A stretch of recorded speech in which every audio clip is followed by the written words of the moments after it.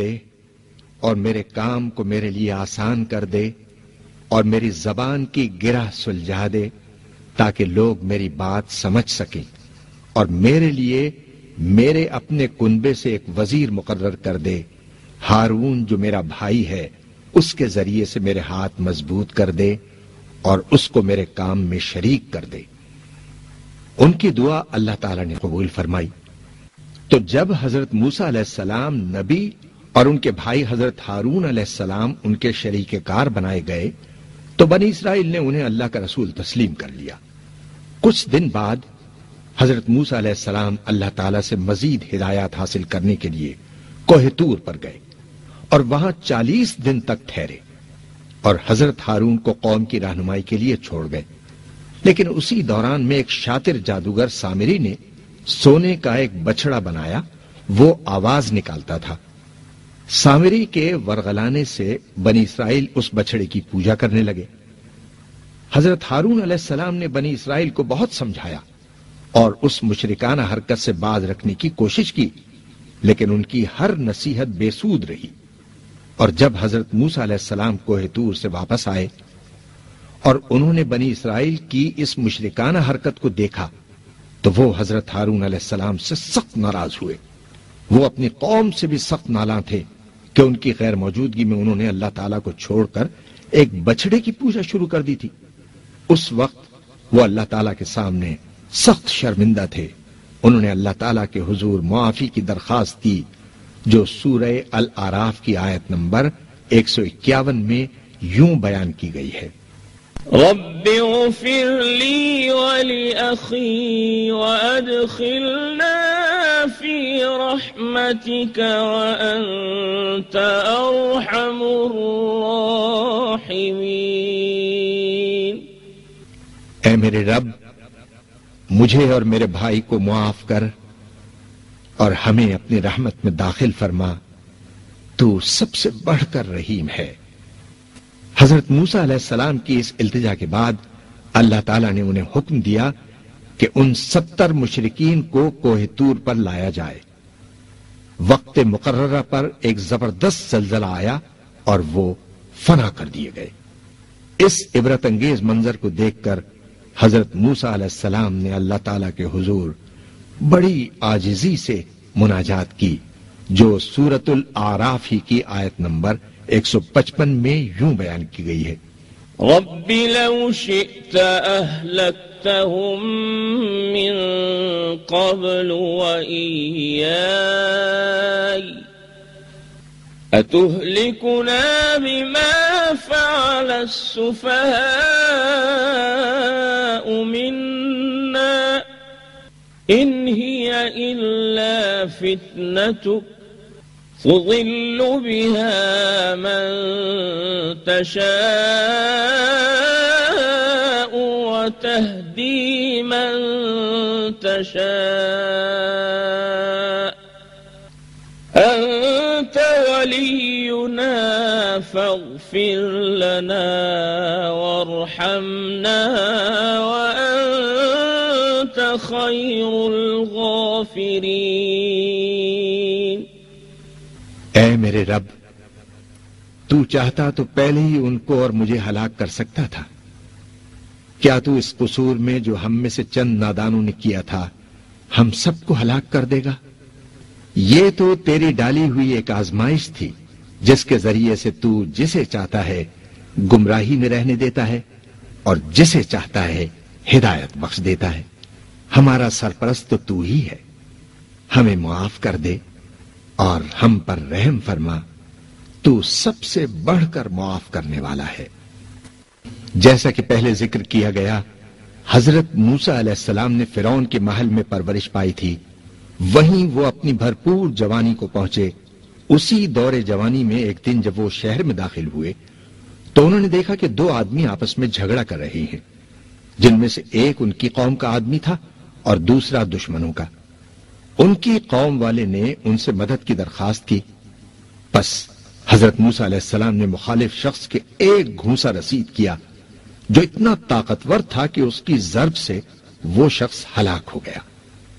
اس اچانک حادثے سے حضرت موسیٰ علیہ السلام سخت خوف زدہ ہوئے اور ساتھ ہی شرمندہ بھی کہ ان کے ہاتھ سے ناحق ایک آدمی کی جان گئی۔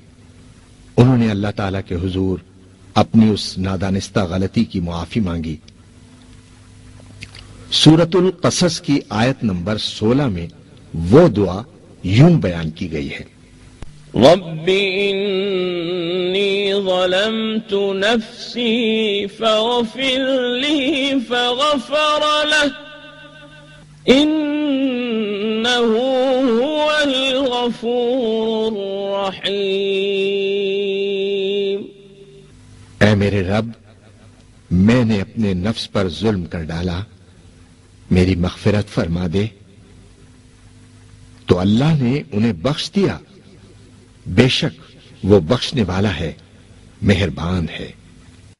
اسی سورہ قصص میں حضرت موسیٰ علیہ السلام کی 2 اور دعائیں ارشاد ہوئی ہیں، ان میں سے ایک آیت نمبر 17 میں ہے: رب بما انعمت علی فلن اکون ظہیرا للمجرمین۔ اے میرے رب، تو نے مجھ پر مہربانی فرمائی ہے، میں کبھی گناہگاروں کا مددگار نہ بنوں گا۔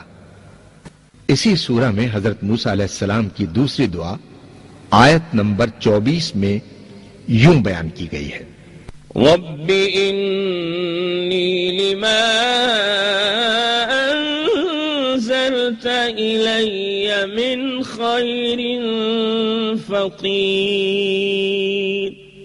اے میرے پروردگار، جو خیر بھی تو مجھ پر نازل کر دے، میں اس کا محتاج ہوں۔ حضرت موسیٰ علیہ السلام کی ایک دعا سورہ یونس کی آیات نمبر 85 اور 86 میں بھی یوں بیان کی گئی ہے: ربنا لا تجعلنا فتنة للقوم الظالمين ونجنا برحمتك من القوم الكافرين۔ اے ہمارے رب، ہمیں ظالم لوگوں کے لیے فتنہ نہ بنا، اور اپنی رحمت سے ہم کو کافروں سے نجات دے۔ قرآن حکیم میں ایک سورہ کا نام الکہف ہے، جو چند ان نوجوانوں سے متعلق ہے جو دقیانوس بادشاہ کے مظالم سے بچنے کے لیے پہاڑ کے غار میں پناہ گزین ہو گئے تھے۔ اللہ تعالیٰ نے انہیں ایک لمبے عرصے تک کے لیے سلا دیا۔ اس سورہ کی آیت نمبر 10 میں ارشاد باری تعالیٰ ہے کہ جب یہ نوجوان پناہ کے لیے غار میں داخل ہوئے تو انہوں نے ان الفاظ میں دعا مانگی: ربنا آتنا من لدنك رحمة وهيئ لنا من أمرنا رشدا۔ اے پروردگار، ہم کو اپنی رحمت خاص سے نواز اور ہمارا معاملہ درست کر دے۔ جب حضرت عیسیٰ علیہ السلام نے لوگوں سے کہا کہ میں اللہ کا رسول ہوں اور تمہارے لیے اس کی طرف سے ہدایت لے کر آیا ہوں، تو انہوں نے مطالبہ کیا کہ جنت سے ہمارے لیے کھانا منگواؤ تاکہ ہم جان سکیں کہ تم جو کچھ کہتے ہو سچ کہتے ہو۔ لہٰذا حضرت عیسیٰ علیہ السلام نے اللہ تعالیٰ سے یہ دعا فرمائی جو سورہ مائدہ کی آیت نمبر 114 میں یوں بیان کی گئی ہے: ربنا انزل علينا مائدة من السماء تكون لنا عيدا لأولنا وآخرنا وآية منك وارزقنا وأنت خير الرازقين۔ اے ہمارے رب، ہم پر آسمان سے خوان نازل کر جو ہمارے اگلے پچھلوں کے لیے خوشی کا قرار پائے اور تیری طرف سے ایک نشانی ہو۔ ہم کو رزق دے اور تو بہترین رازق ہے۔ اب ہم ان دعاؤں کا ذکر کر رہے ہیں جو حضرت محمد مصطفیٰ صلی اللہ علیہ وآلہ وسلم نے مختلف مواقع پر مانگی ہیں اور قرآن حکیم میں جن کا